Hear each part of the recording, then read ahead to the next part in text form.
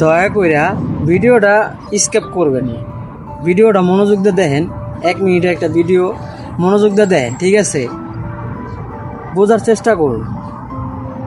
আমি আমার লাইফে অনেক টাকা উপার্জন করেছি, যা বলার বাইরে। কিন্তু বিষয়টা হইলো আমি টাকার হিসাবটা রাখি নাই এবং টাকা কি জিনিস এই জিনিসটা বুঝি নাই। আমার শখের অনেক জিনিস আমি নষ্ট করছি, অনেক জিনিস আমার হাত থেকে হাতছাড়া হয়েছে, যা আমার ভুলের কারণে, ঠিক আছে?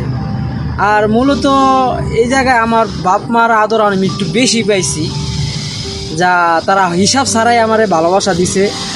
এটার কারণে টাকার আয় কি জিনিসটা এটা বুঝতাম না।